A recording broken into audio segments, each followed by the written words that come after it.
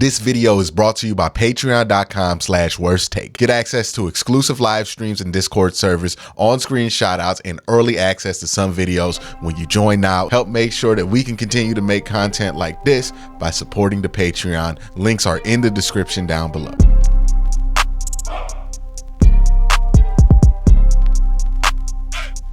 Y'all ready?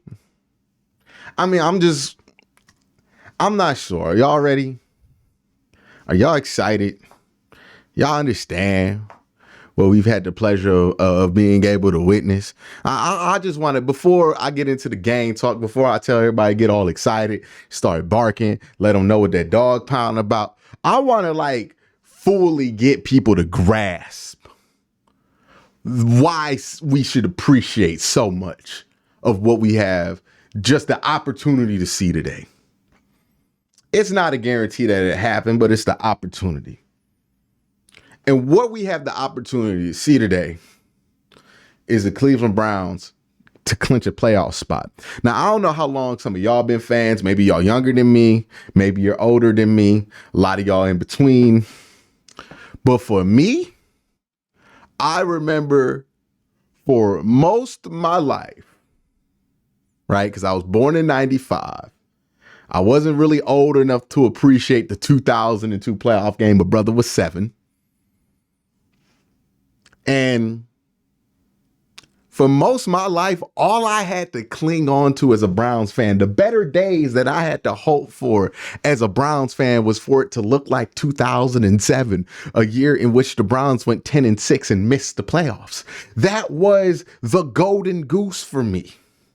And many Browns fans in my age group, that's what we had to hang on to when we were watching Johnny Football stink it up, when we're watching DeShone Kizer stink it up, when we're watching this team struggle after rebuild after rebuild after rebuild, and they're telling us about Colt McCoy and Brandon Wheaton. All we had to get us through was, man, one day we gonna have another season like 2007. You know how sad that shit is? That's what we was clinging on to? But that's what the Browns were at the time. Now there's a new generation of Browns fans who don't know that pain, and I've been so glad to see them not live through that struggle, right?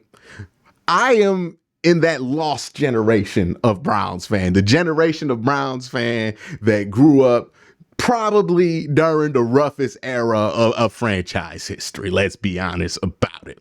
This was probably from 99 to about 2017, roughest 18-year period to be a Browns fan. And that's the generation that I grew up in. That's the generation people my age grew up in. And that's the generation that we knew of the Cleveland Browns. These new kids don't know that. My dad, who was a Browns fan, or who is a Browns fan and a fan from back in the day, he's not as familiar with this 17-year thing. He knows the Browns is who they were in the 60s, who they were in the 70s, who they were in the 80s. They were a competitive team. Hell, even in the 90s, they were a competitive team. The Browns were never an embarrassment. They were the pride of the city. Right? It's only been this 17-year period where all of the jokes started happening. The Browns is the Browns and all this bullshit that we trying to erase or get away from. That's when it all got built. And we grew up during that generation.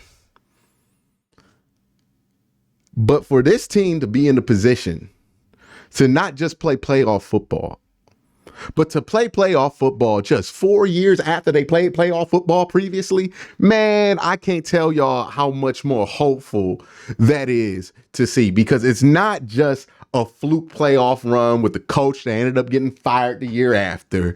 It's a real playoff run with a coach who's won Coach of the Year, might win it twice, and it's the same coach that's taking to the playoffs both times. It's the same GM. It's mostly the same roster.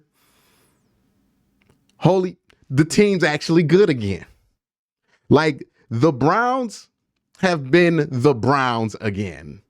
since 2018, right? An actual respectable, normal franchise. Now, they haven't made perfect moves since 2018, but on the field wise, they haven't been a disaster since 2017 when they went 0-16, right? That was basically the reset. But after that, this is a new generation of Browns fandom, and they don't know what it's like to be out here happy to win 7 games because we ain't never seen us have a single digit win. Like, we were really down bad as Browns fans, and people who grew up in my era have probably grown up in the saddest era to grow up as a Browns fan. And we still here, and we here to see this moment. And we fought through the Kellen Winslow motorcycle accidents and the Braylon Edwards getting punched by LeBron's homeboy at the club and the Brian Hoyer injuries and then the Josh Gordon incidents. And we sat through all of this garbage, Browns fans, especially those of you who grew up in this era like me. We sat through all of this garbage to get some shit like we about to see tonight. This is what we used to dream about. This is what we used to cry when we would do on Madden because we could not conceive of it happening in real life, which is the Browns playing extra meaningful football in late December.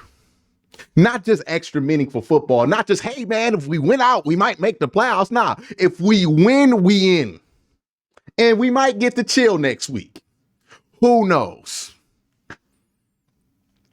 So, as you're getting ready to go out to this game, as you're getting ready to put your white on, because this is a white out and everybody should be wearing white at the game, let's show out.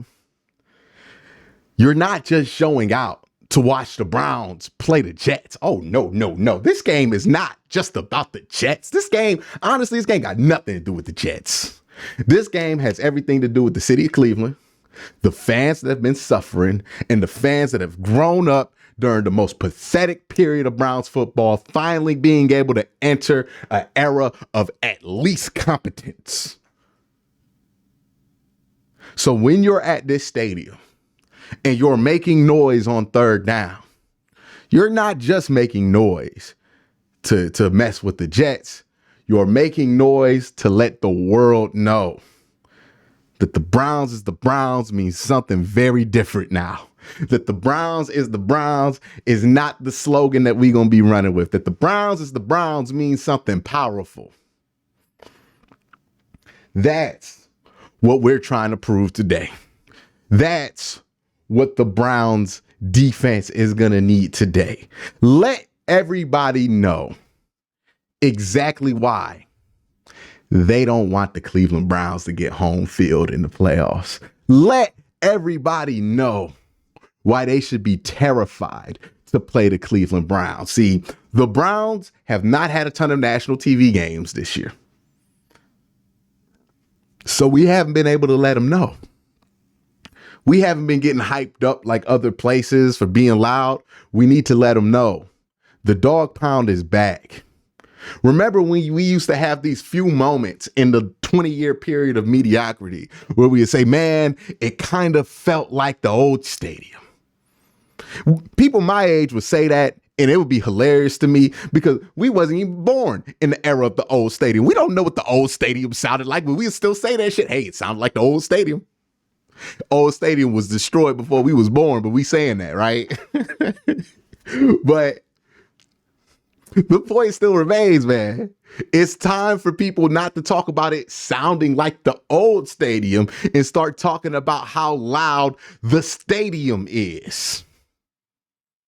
That's what we have the opportunity to do. We have the opportunity to let the world know what Cleveland Browns football is. We have the opportunity to let the world know why they should fear playing games in Cleveland from now on. We have an opportunity to let the world know that the Browns are back, that we are here. You're going to have to deal with us. We're going to be barking. It's going to be loud. It's going to be annoying as hell. But guess what? We ain't going nowhere because we've lived through enough. We've fought through enough. We've watched enough garbage. We've seen it all and we're done. We've did our time. The Browns were in NFL fan jail for a crime that we did not commit. Art Modell committed them crimes, but we got put in jail for it, right? While they got to live out there and win Super Bowls off the roster that the Browns built, we were basically in NFL jail for 20 years. But we back now. We outside. Demon's home. The demon is home. And I need y'all to let everybody know today, with your white on.